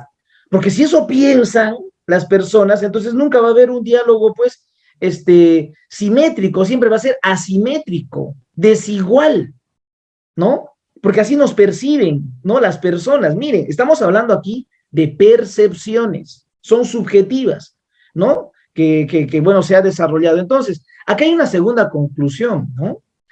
La persistencia de estos estereotipos, porque son estereotipos, eso es lo que opina, esa es una percepción. La persistencia de esos estereotipos en los estudiantes, en los padres de familia, de esas seis regiones, limitan el desarrollo de competencias interculturales. Pues, ¿cómo vamos a desarrollar competencias interculturales si uno percibe de esa manera del otro? No puedo yo decir que, bueno, es pobre el del pueblo originario porque tiene limitaciones, ¿no? O sea, o sea, es bien complicado. Y van a ser difícil justamente la convivencia democrática, no solamente en las aulas, sino también en la sociedad. Entonces, ¿por qué estoy, digamos, colocando toda esta información con ustedes? ¿Por qué les estoy participando toda esta información? Porque tenemos que trabajar desde la educación para dejar de tener estas percepciones. Y nosotros como docentes tenemos que trabajar, porque no puede ser que se perciba de esa manera que, bueno, son pobres porque no cambian su cultura. No, pues. Entonces, ¿qué cultura debemos de tener? O no estamos entendiendo, o desde la escuela no se está sembrando realmente una educación basada en la diversidad cultural, lo que ustedes justamente han expuesto. Tenemos que invertir en la diversidad cultural desde la escuela. El currículo tiene que invertir en la diversidad cultural desde la escuela, porque si no van a seguir teniendo estas percepciones los estudiantes, los padres de familia, los estudiantes de primaria y los estudiantes de secundaria. Miren, y continúo yo digamos, con algunas cifras, porque después me gustaría que también ustedes ahí hagan algunos comentarios. La confianza, fíjense, la confianza es uno de los requisitos necesarios para la construcción de vínculos, claro, pues. Eso, por ejemplo, en la comunidad, ¿no? En la zona rural hay confianza, pues por eso yo dejo mi puerta abierta y nadie se mete, porque ahí está, finalmente, la comunidad, todos nos conocemos y no voy a esperar que alguien me extraiga cosas de la casa, ¿no? Por eso dejamos la puerta abierta. Pero fíjate, la confianza es uno de los requisitos necesarios para la construcción de vínculos, y en específico sobre los vínculos interculturales, que es una de las dimensiones de la competencia intercultural, porque nosotros tenemos que desarrollar competencias interculturales con nuestros estudiantes. La confianza permite la construcción de un nosotros, ¿sí? Y permite la generación de un diálogo intercultural. Entonces, a ver, vamos a hablar sobre la confianza. Fíjense que hay otra investigación que también hizo el IEP, este es un Instituto de Estudios Peruanos, del 2016, y la pregunta era, ¿cuánto confías en las personas que conoces? Estamos hablando de unas encuestas que se hace no solamente en el ámbito urbano, también en el ámbito rural de estas regiones. ¿Y qué te dicen, no? ¿Cuánto confías? Nada, mira, el 53% de los docentes no confían en las personas que no conocen. Mira, el 53%. Después El 32% dicen que confían poco. El 11 dice como por ciento confía algo de los docentes. Y un 4%, que es muy poco, dice que confían mucho. Solo un 4%. Estamos hablando de los docentes. En el caso de los padres de familia, es mucho mayor todavía la desconfianza. El 68% de los padres de familia no confía en las personas que no conocen. Claro, con todo lo que ven, como son padres de familia, tienen hijos menores, evidentemente no van a confiar. Es decir, hay una seria desconfianza. No es como en la comunidad, donde sí confiamos, ¿no? Aunque ahora las comunidades también han ido cambiando en el ámbito andino, y en la zona amazónica también la desconfianza es terrible. Y respecto a los estudiantes, miren, el 60% de los estudiantes de cuarto de secundaria no confían, y en primaria es mayor, el 85% de los niños desconfían totalmente, el 85% no confían pues en las personas que no conocen, ¿no? Entonces, fíjate esas respuestas. ¿Cuánto confías en tus vecinos? Mira esa otra pregunta, en tus vecinos. Como les decía, no estamos hablando solo de la zona urbana, también tiene que ver con la zona rural. En el estudio, los docentes manifiestan, bueno, en mis vecinos, nada, pues un 36%. Y poco el 45%, los docentes, es bastante, ¿no? Hay una desconfianza por los vecinos, ¿no? Con quienes se supone que tienes que tener relaciones, digamos, de confianza. Oye, pero es así, digamos, la situación actualmente así está. En el caso de los padres de familia, igual el 43% dice que no confía nada en su vecino, más un 26%, esto ya se suman, estamos hablando de casi un 70% que desconfían. En el caso de los estudiantes del cuarto de secundaria, igual, 39 no confía y un 30% también poco, ¿no? Entonces estamos hablando de casi el 70%. Igual en la primaria, en sexto de primaria también hay una desconfianza de los vecinos. Nada confían en un 38%, perdón, en un 24% y poco confían en sus vecinos en un 38%. Entonces, y respecto, ¿cuánto confías en tu familia? Mira la otra pregunta, en tu familia, la familia cercana con la que vives, tu papá, tu mamá, tus hermanos, tus primos, tus abuelos. Fíjate que los docentes en su familia, dice que hay una confianza al 80%, es mucho. Ah, interesante. Los padres de familia tienen menos confianza, digamos, por sus familiares, en un 67%, a diferencia de los docentes. Los estudiantes del cuarto de secundaria también tienen una menos confianza, un 69% que confían en su familia. Y en el caso de primaria, debe ser porque están más pequeños, la mayoría confía en su familia. Bueno, estas son, digamos, algunos datos. Entonces, acá hay una tercera conclusión, ¿ya? Que quiero compartir con ustedes. La desconfianza en el país es totalmente generalizada. Y bueno, si hay desconfianza, esto va a influir en estos vínculos que se establecen entre peruanos, pues. No podemos construir una noción de comunidad, que desde la EIB nosotros trabajamos la noción de comunidad, por eso trabajamos el AINI, la MINCA, son nociones de comunidad. No se va a poder trabajar esa noción de comunidad si hay mucha desconfianza. Nos estamos volviendo individualistas. Esta es la realidad, esta es parte del individualismo. Y esto limita la existencia de las relaciones de respeto y cooperación. Claro, no somos solidarios justamente porque desconfiamos del otro, ¿sí? Al no existir una noción de comunidad, entonces se hace difícil desarrollar una convivencia democrática. Entonces no puede haber convivencia, menos una convivencia intercultural.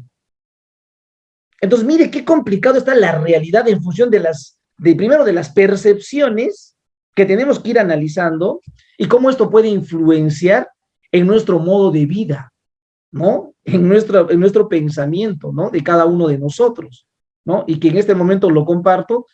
Y miren acá, respecto a los derechos y diversidad cultural, ¿qué dicen respecto a los derechos y diversidad cultural? Les han hecho algunas preguntas también, el IEP, y le dice, por ejemplo, cada quien debería tener derecho a educarse en su propia lengua, y miren las percepciones respecto a los derechos y la diversidad cultural.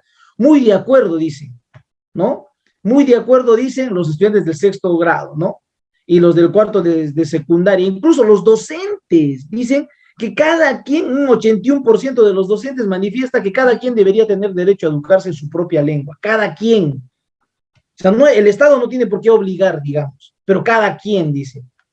Pero si es cada quien, entonces, ¿y cómo es pues el derecho de que este estudiante se eduque o aprenda en su lengua originaria? Y eso, y mira, y están en desacuerdo muy pocos, ¿no? Entre los docentes, el 19% de docentes, fíjense, están muy en desacuerdo, que me parece bien ese 19%, pero hay un 81% que dice que cada quien debería tener el derecho a educarse en su propia lengua. Ahora, frente a otro comentario, la mezcla de personas y razas distintas es buena para el Perú, es buena esa mezcla.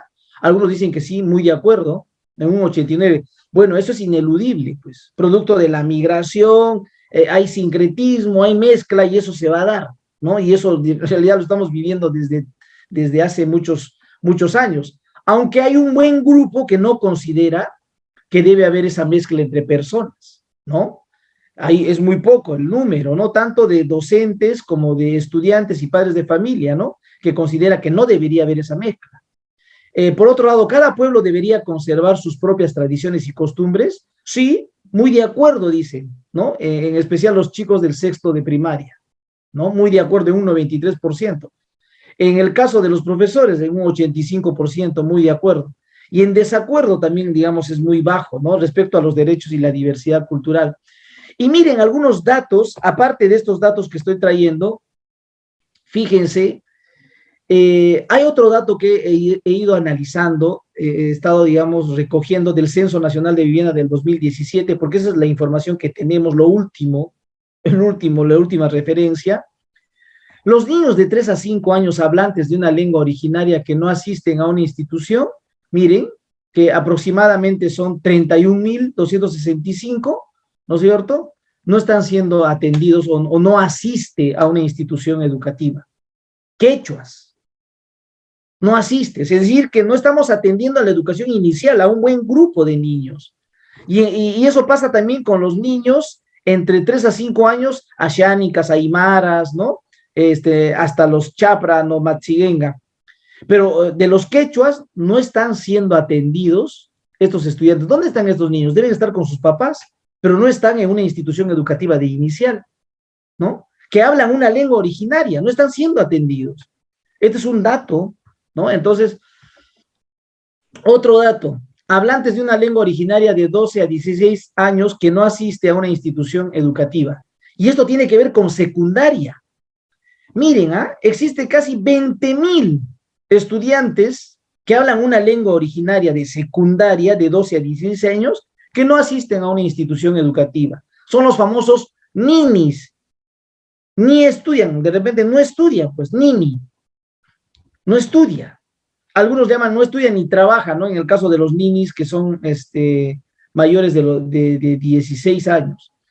Pero fíjense, aquí este es un dato, la secundaria en realidad no se está atendiendo en la secundaria a estos estudiantes, están fuera del sistema estos estudiantes, como también hay estudiantes aymaras que son 2.645, shipibos que son 2.333, esto está un poquito mal, el machiguenga que son 2.047 y así, ¿no? Según ese censo. Otro dato educativo de los docentes, fíjense, en el país tenemos una demanda de plazas en E y B, tanto andino y amazónico, de 76.000 aproximadamente plazas, 76.000, de los cuales hay una brecha de formación inicial, o sea, están formados solamente, miren, 25.000. Fíjense, de 76.000, o sea, falta formar en educación, desde la educación inicial, es decir, en el pedagógico, en la universidad, a personas para que puedan, digamos, participar de este servicio de educación intercultural bilingüe. Mire, ese es un dato preocupante. Y este es de los datos del 2020, del 2020. Y miren, hay plazas ocupadas por docentes no idóneos. ¿A qué le llaman docentes no idóneos? Aquellos docentes que no conocen la cultura de esa comunidad, de ese pueblo, y aquellos docentes que no hablan la lengua también de ese pueblo. ¿Cuántos docentes son que ocupan, digamos, plazas, pero no son idóneos? 19.000 docentes. en ámbito amazónico y en ámbito andino, que no hablan la lengua. Y en el ámbito amazónico es preocupante, porque es bastante. En el ámbito andino es un poco menor, porque el ámbito andino obviamente es más grande pues, que el ámbito amazónico, ¿no? Entonces, fíjense ustedes estas cifras que son preocupantes, que nosotros tenemos que tomar en cuenta para plantear políticas de educación intercultural bilingüe. Y fíjense respecto a las lenguas, ¿no? La brecha de formación inicial en EIB en las lenguas en peligros de extinción. Es decir, estas lenguas van a desaparecer porque no tenemos docentes. No hay docentes pues, que se formen, digamos, para docentes. No hay personas que se formen para docentes. ¿Y cuáles son esas lenguas que están en peligro? El Bora, el Yawa, el Yanesa, en seriamente en peligro, el Amahuaca, el Arabela, que la mayoría son, digamos, lenguas amazónicas. En el caso de los andinos, el Jacaru, que está acá, pues, en Lima, provincias, o el Cauqui, ¿no? Que están seriamente en peligro. Entonces, también la fuente es de la Dirección de Educación Intercultural Bilingüe del 2020. Ahí hay una brecha de formación inicial. Necesitamos docentes. Jacaru, necesitamos docentes. Cauqui, porque si no van a desaparecer esas lenguas con sus últimos hablantes. Entonces, ese tema de la revitalización en realidad no va a funcionar aquí. Entonces, miren lo complejo que es el tema de la educación intercultural bilingüe y de la atención a los pueblos originarios. Y aquí, lo más preocupante, ¿no? Y a verdad me apena mucho, hay un estudio que hizo Angélica Tapia, el 2019, sobre la evaluación del acompañamiento pedagógico en EIB.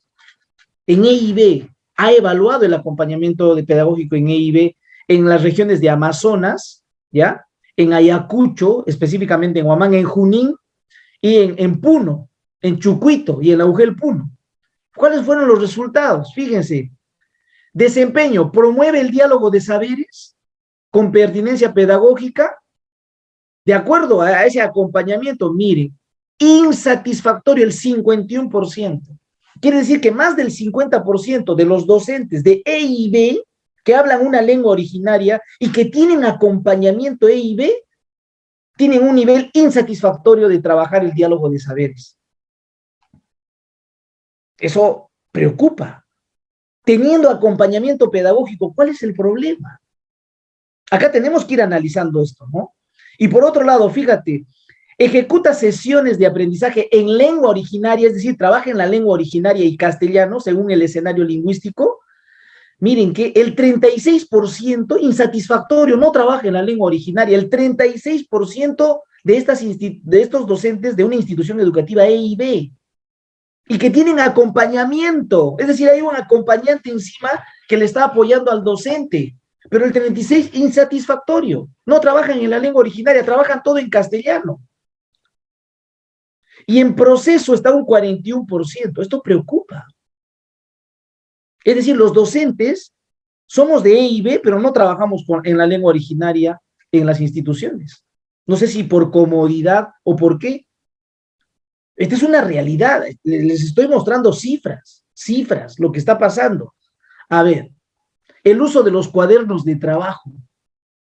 Hay cuadernos que se trabaja en lengua originaria y encima hay con sus variantes el quechua Cusco Collao, el quechua ayacuchano, el quechua de Lamas, el quechua Cañaris, el quichua del Napo, de Loreto, ¿no? El uso de cuadernos. Según el informe, ¿no?, del monitoreo que ha hecho la DEIF el 2017, fíjese, ¿cuándo usan esos cuadernos? Dice que en el caso de la Macrooriente, por ejemplo, que tiene que ver con la Amazonía, el cuaderno lo utilizan a lo largo de la sesión, es decir, lo utilizan siempre, un 13%. En una sola parte de la sesión, dice un 20% utiliza el cuaderno, pero más del 50%, el 65%, casi 66% no utilizan los cuadernos. ¿Para qué les han entregado pues cuadernos en la lengua originaria a estos docentes si no lo van a utilizar? ¿Para qué se elabora cuadernos? ¿Qué sentido tiene gastar plata elaborando cuadernos en la lengua originaria si no lo van a utilizar? Acá tenemos que cambiar las estrategias. No puede ser. Y en el sur, solamente para mirarnos hacia Cusco, hacia Puno, para mirarnos en el sur, digamos, hacia Purímac, Cusco, fíjense. No se evidencia en el sur, 80.7%. No trabajan con los cuadernos. O de repente el cuaderno está mal, de repente no sirve ese cuaderno. O no expresa la realidad del contexto. Puede ser, también podría ser.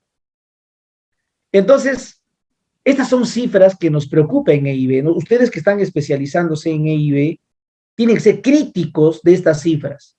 Y a partir de estas cifras tienen que ir proponiendo alternativas. Esta información que se les está planteando no es solamente para criticarla, no para cuestionarla, sino para proponer qué hacemos. La política de EIB, hacia dónde debe girar o ir, ¿no? Hacia dónde debería ir avanzando. Esto nos tiene que ayudar, digamos, a analizar, ¿no? Cómo está la realidad de la educación intercultural bilingüe en el país, a partir de evidencias. Esto sí es objetivo, no son percepciones. Esto es objetivo, porque se ha visto, se ha testificado. Y miren, datos educativos de aprendizajes, ¿cómo están los estudiantes? Miren, del cuarto grado nada más, en el 2018 que se hizo la evaluación censal, claro que siempre hemos cuestionado nosotros las evaluaciones censales también, que no reflejan la realidad, pero sin embargo es un referente, ¿no? Es un referente, ¿no? En el nivel satisfactorio, a ver, los estudiantes aymaras, ¿no? 0. En EIB, cuando hablamos de comprensión de lectura. Es decir, los estudiantes en la lengua originaria no comprenden a un nivel satisfactorio. Los aymaras, ¿cómo pues 0? ¿Qué ha pasado ahí? ¿O acá hay un error? En el caso del quechua, el 3% está en el nivel satisfactorio. ¿Sí? Los aguajún están mucho mejor, porque están en un 19%, en un 19 casi por ciento, en un nivel satisfactorio. Comprenden la lectura en su lengua originaria, pero en un 19%. Incluso los shipibos están mejor. En el caso del quechua Cusco Collao, miren, en un 18.9% están bien en el caso de Cusco, pero en el quechua Chanca, miren, bajo. O sea, quiere decir que en el caso del ámbito de Huancavelica y Ayacucho, ahí hay ciertas limitaciones. En inicio está la mayoría, y entre inicio y proceso, ¿no? Si comienzan ustedes a analizar solamente la comprensión lectora en la lengua originaria. Y miren, el siguiente dato, comprensión de lectura en castellano. Miren, en castellano, ¿cómo están? Los aymaras, satisfactorio, dice, están en un 26%. Entonces, por eso uno puede decir, entonces enseñémoslos en castellano, pues, ¿no? Pues pueden percibir de esa manera. Pero fíjense, los datos, este es castellano como segunda lengua, no es castellano como segunda lengua. Y está en un 21% en un nivel satisfactorio los quechuas, chancas, y en un 18%. Increíblemente han bajado en castellano como L2 los de Cusco Collao, porque en realidad están mucho mejor en la lengua originaria, ¿no? Y estos datos también, miren, de los amazónicos, ¿no? Hay una gran diferencia respecto a los aprendizajes. Entonces, ahora, por otro lado, a nivel de la formación, desde el 2010, desde el año 2010 hasta el 2020, hasta el año anterior, se han incrementado instituciones de formación en carrera EIB. Es decir, hay más instituciones que forman en EIB. Pese a que forman, están saliendo más docentes en EIB, pero están saliendo en EIB o no los están formando bien, ¿sí? Porque no pueden trabajar el diálogo de saberes y tampoco trabajan en la lengua originaria. Algo está sucediendo en estas instituciones de formación. Tenemos que mirar las instituciones de formación, porque hay muchas instituciones, pero no se refleja en resultados en las instituciones educativas. Pero se ha incrementado. Claro, esto es bueno, que se incrementen las instituciones de formación con carrera EIB, pero también tienen que ser de calidad, pues. Tienen que ser de calidad y tienen que formar a estos futuros docentes de EIB con calidad. Y nosotros que estamos participando de la especialización tenemos que prepararnos también. Tenemos que formarnos muy bien.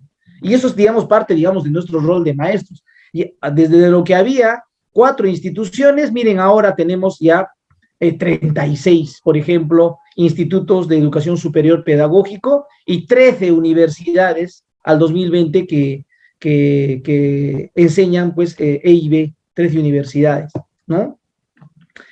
Hay oferta de formación inicial docentes en EIB según región. ¿Saben dónde se oferta bastante EIB? En Cusco. Miren, porque hay nueve institutos de educación superior pedagógico, 9 en Cusco. En realidad Cusco es la mata, ¿no? Ahí, desde Cusco realmente se está promoviendo el tema de la EIB, a diferencia de las demás regiones.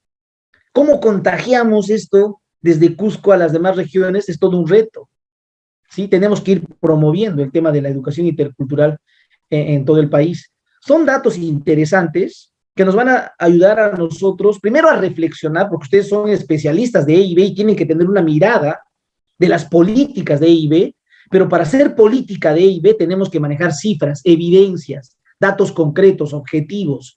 Y estos son los datos pues, que nosotros tenemos que tener, ¿ok? Para manejar cifras.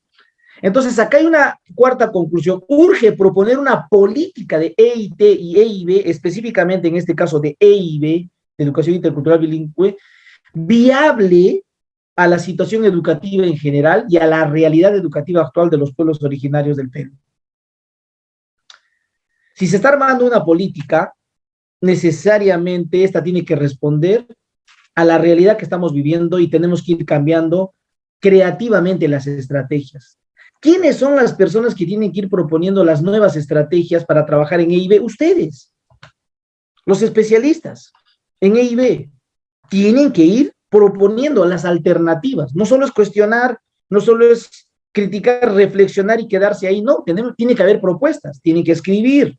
Sí, más adelante yo les voy a pedir, como algunas actividades, vamos a hacer un artículo, van a hacer su propio artículo, ya les estoy anticipando, de la EIB. Ustedes tienen que hacer su propio artículo como parte de la tarea. Más adelante les voy a dar una actividad parecida. Entonces, necesitamos reflexionar críticamente y a partir de eso contribuir en el desarrollo de una política pertinente para la educación de los pueblos originarios, ¿no? Y para el desarrollo de la interculturalidad en todo el país. Por eso hablamos de la EIT y de la EIB.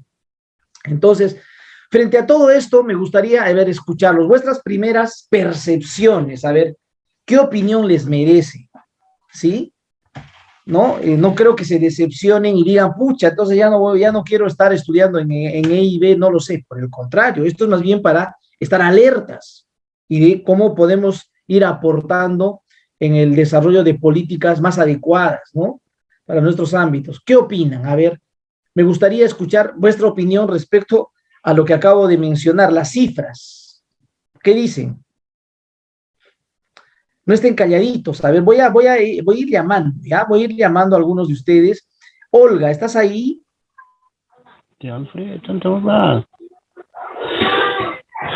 Alfredo Mazarros.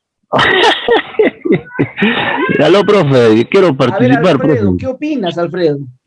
De verdad, profesor, es algo sorprendente su exposición y es una tremenda reflexión, ¿no? Y quiero aportar con mis ideas referente a la política de gobierno y sobre la política de Estado.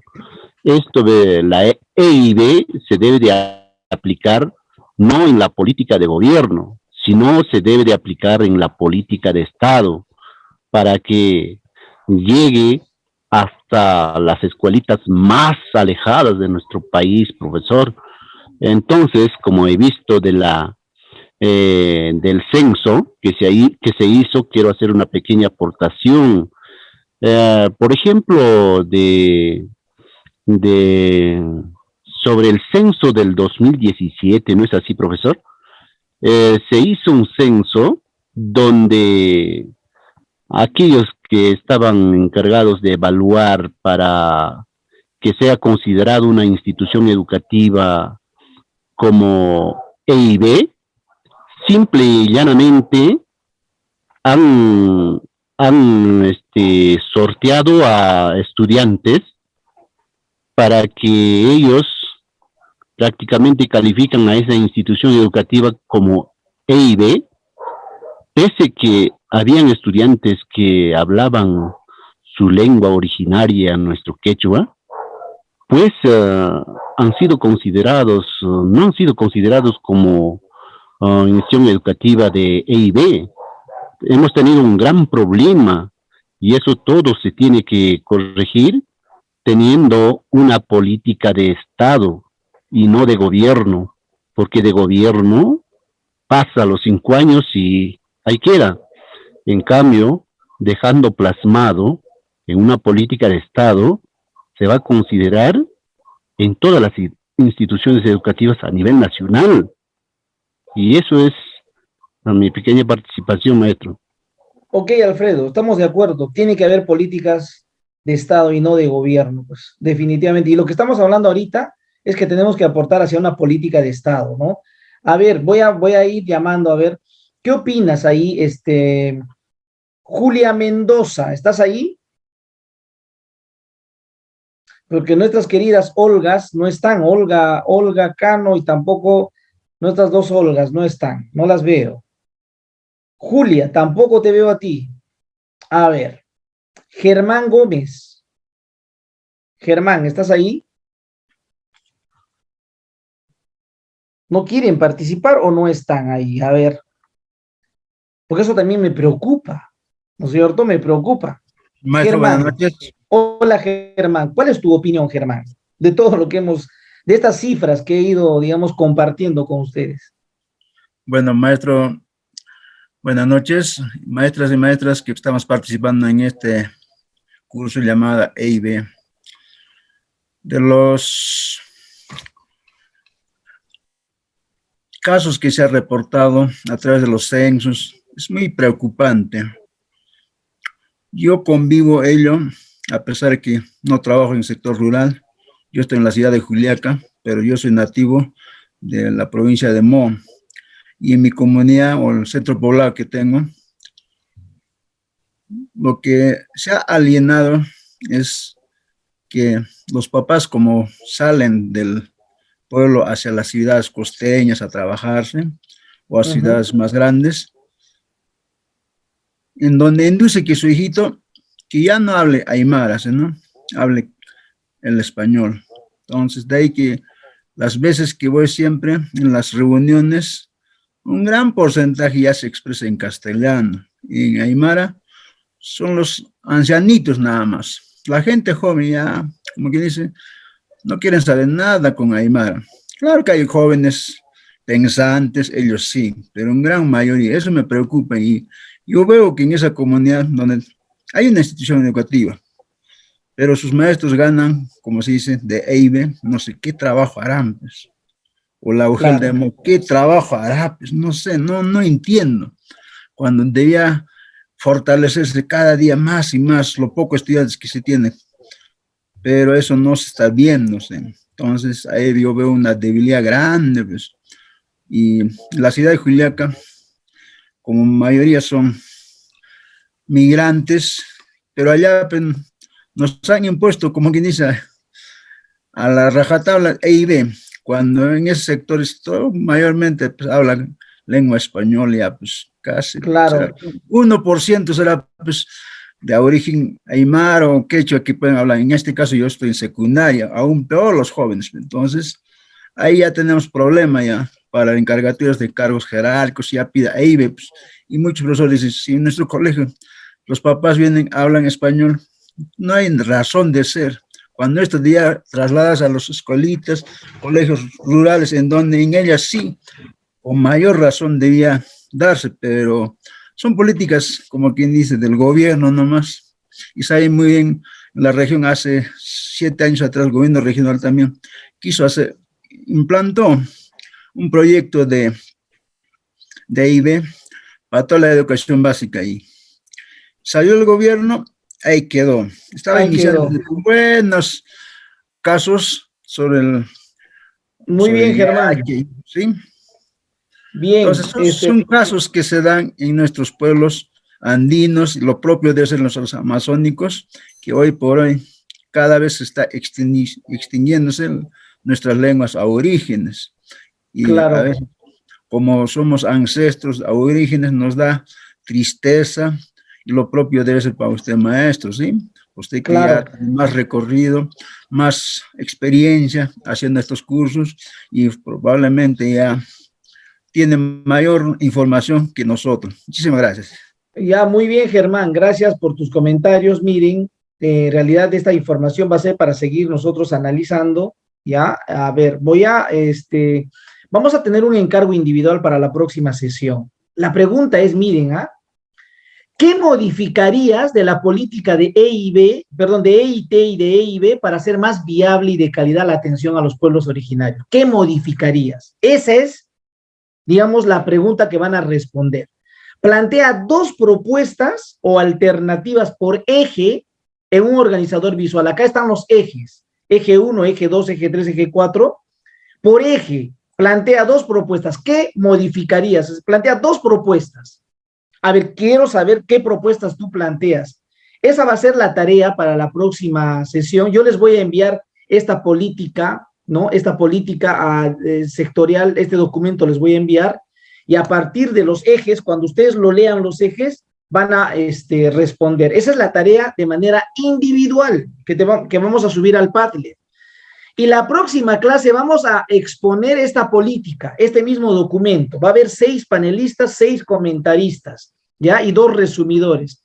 Todos vamos a participar. A ver, en este momento yo voy a colocar a todos los responsables, ¿ya? En este momento voy a colocar, por ejemplo, panelista 1. A ver, voy a de una vez a anotar su nombre. Yo voy a anotar ya los nombres aquí. El panelista 1 va a ser Alfredo. Acá va a estar Alfredo. Alfredo, ahí tú mismo, Alfredo, vas a ser. ¿Quién va a comentar? Emiliano. Emiliano va a comentar. Entonces tienen que leer de la página 11 hasta la página 16 de ese documento, Alfredo y Emiliano, ¿ok? Luego el panelista 2 va a ser el panelista 2, Henry. Henry va a ser el panelista 2, Henry, ¿ok? Henry Candia.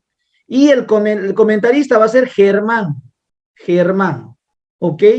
Germán, y van a trabajar desde la página 17 hasta el 25. No van a presentar ningún PPT, nada de eso, solamente van a comentar sobre ese, desde la página 17 hasta la 25. Tenemos que leer. El panelista 3 va a ser Javier, ¿ya? Javier, ¿sí? Javier Cusimaita, y Julia va a ser la que va a comentar. Julia, de la página 33 a la 36. Luego Olga Cano va a ser la panelista 4, y la otra comentarista también es Olga, nuestra compañera Olga, que ya se fue, ya la otra Olga. En el panelista 5, Orlando, ¿estás ahí, Orlando? ¿Me escuchas, Orlando? ¿Sí? Y luego Richard es el que va a comentar, Richard va a comentar. Entonces ellos van a trabajar de la página 45 a la 48. Y luego la panelista 6 ya va a ser Sonia, ¿ok? Sonia suma, tú vas a ser la panelista Sonia, aquí Sonia, ¿sí? Y luego después se va a encargar el otro participante. A ver aquí. A ver, perdón, voy a colocar Imelda. Y luego tú, Imelda, te vas a encargar de los comentarios, Imelda, ¿ok? Entonces, Sonia e Imelda. Con ustedes cerramos, entonces, esta participación, colegas. Muchísimas gracias. No se olviden, la próxima clase vamos a ir comentando y vamos a ir conversando sobre esta política. Esa es, digamos, la exposición para la próxima clase. Los detalles ya les voy a enviar al WhatsApp, ¿ok? Muchas gracias a todos, cuídense bastante. Nos vemos. Las Olgas, aquí están pues desde la página 40 hasta la 44. Ahí está, claramente ahí está, ¿ok? Nos vemos, entonces. Cuídense. Nos vemos en la próxima sesión, estimados colegas. Cuídense. Tinkunanskama. Tupananchikama, estimados colegas. Cuídense. Nos vemos, papá. Cuídense. Tupananchikama, buenas noches. Nos vemos.